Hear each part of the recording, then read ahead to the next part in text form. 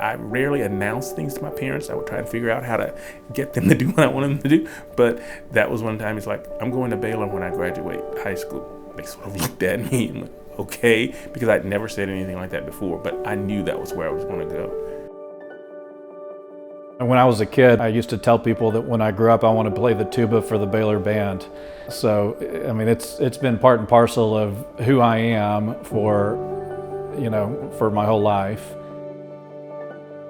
I had to come to Baylor University. The program was pristine and it was exactly what I wanted. And when they accepted me into the program, I was overjoyed. My decision to go to Baylor was a lot about praying where it is that God would have me go.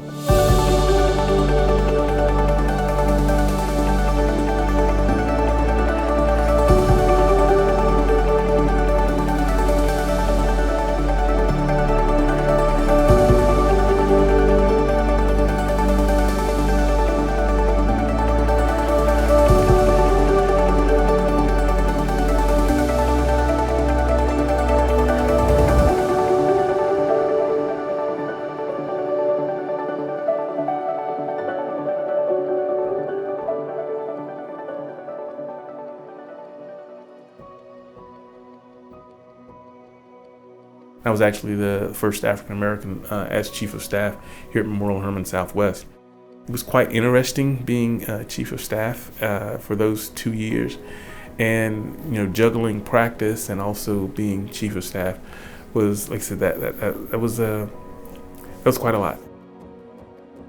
As president for Harris County Medical Society, we work to make sure that the physicians in Harris County are being protected, being provided for.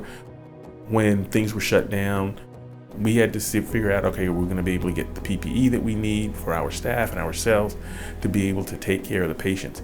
And that was one of the things that Harris County Medical Society did. It organized so they would be shipped some PPE and they would distribute it to the physicians of the county who needed it. So when people couldn't get gloves, they couldn't get masks, they couldn't get gowns, they were going through Harris County. We want to be able to take care of our patients, keep our doors open. So how do we need to do that? Also, we need to talk to the legislature about different things, whether it is talking to them about expanding healthcare coverage for the citizens of the state, because we have patients that come in who they don't have health insurance. They need to have some study done, but they can't because they can't afford it. So we have to work to make sure that everybody is able to get the things that they need to, and that the physicians who are taking care of them also are being able to keep their doors open, because we have staff that we have to pay for and families to provide for. So, we know what needs to be done. That's what we've studied for. But how can we make a difference, not only in our little area, but how can we make a difference across the nation and across the world? Because everyone deserves to be able to get all the things that I've learned how to do. Everybody should be able to get that to take care of themselves.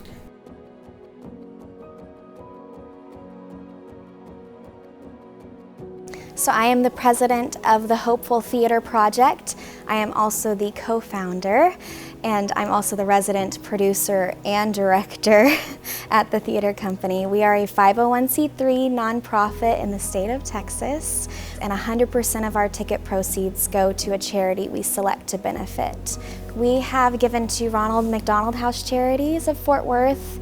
We've given to the Make-A-Wish Foundation, Salvation Army, the American Red Cross in 2020, just because of everything going on in the world. Baylor always gave me a sense of service towards the community.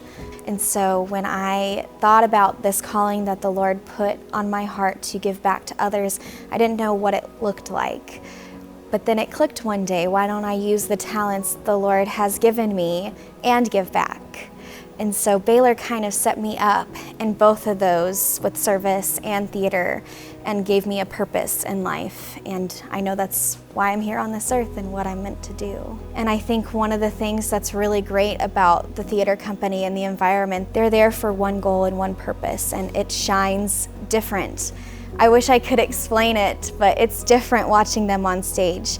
Knowing that they're there for a great cause and for something that's not about them is the biggest blessing.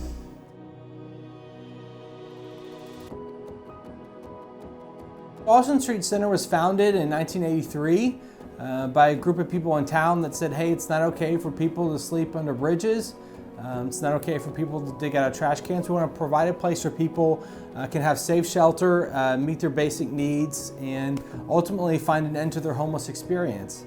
When I had the chance to interview before the board, I laid out a sense of conviction that I had, which was, hey, I know Austin Street Center, I know its history as being a faith-based organization, but I just want you to know that I can't do this work apart from my faith. And if you want somebody that can just do the social work and have that done, I'm not your guy. But if you want somebody who wants to do this as a part of their Christian faith, I'm ready, I'm willing, I'm able, to jump into this role and give it everything that I have. I think my first year at Austin Street, we were able to transition 80 people out of homelessness into a permanent place to call home. A second year, it was 167. Third year, 373. This year, we're on track for 407. And every person's life that finds himself in a new home, studies have proven that they're less likely to struggle with addiction, drugs, and alcohol. Their mental health improves.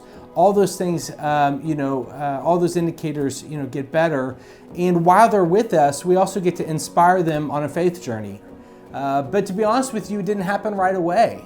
I came down here, I met with the executive director, and it seemed like there was a great opportunity, but it didn't happen. I ended up going into business for a brief period of time. I learned a ton during that experience. Didn't understand why, if I felt called to homeless ministry, why I was doing business work.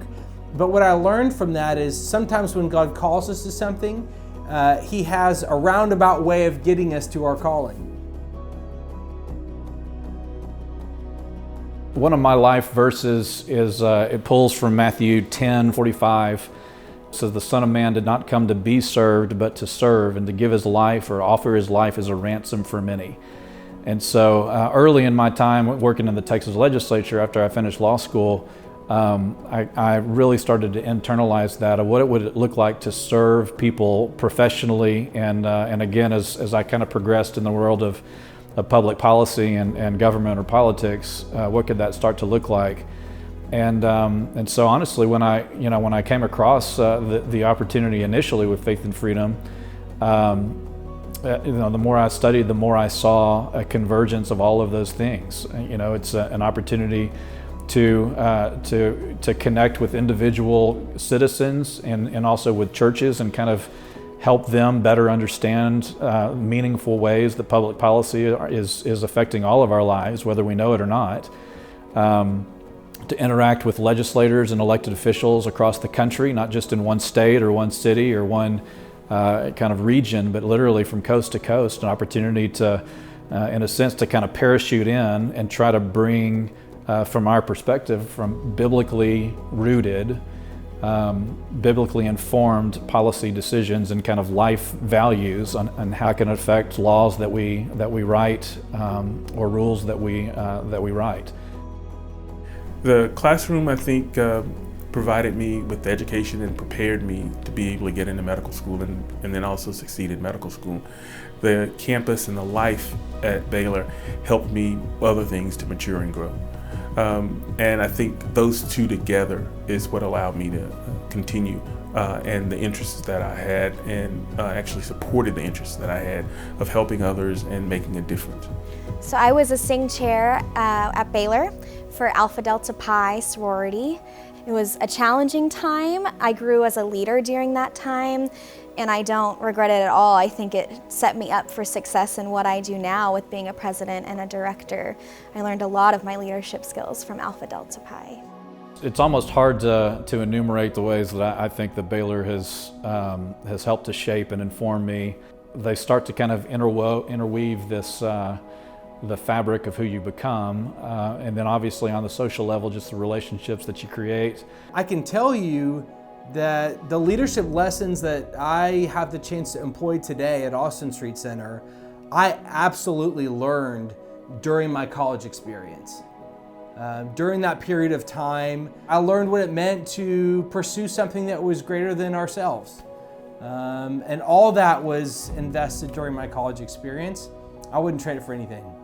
Going to Baylor as a 17-year-old or 18-year-old kid, that I'd ever think that I would actually be an outstanding alumnus. And actually, my dad teases me sometimes, like, yeah, you do these things, you don't think a big deal about it, but it actually is a big deal. I was like, well, I guess, but I guess because I do what I do, because I know what I've been given, I can't see how you wouldn't do it. So for me, that's just the way it is. I was shocked that Baylor University would recognize me, and it touched me so much that what I put my heart and my soul into is being recognized for high honor. And it's not just me, it's also my team has worked so hard, and I'm so thankful for everyone that's been a part of my theater company. And knowing that Baylor supports me and loves what I'm doing just means the world to me. It's humbling and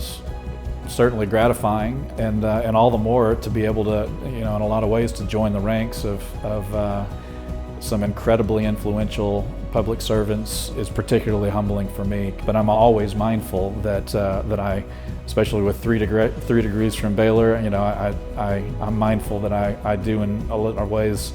I'm like a walking commercial for for Baylor University, for better or for worse, and I always pray that that's for the better. I'm still in kind of shock because I just feel like there are so many people, worth recognizing.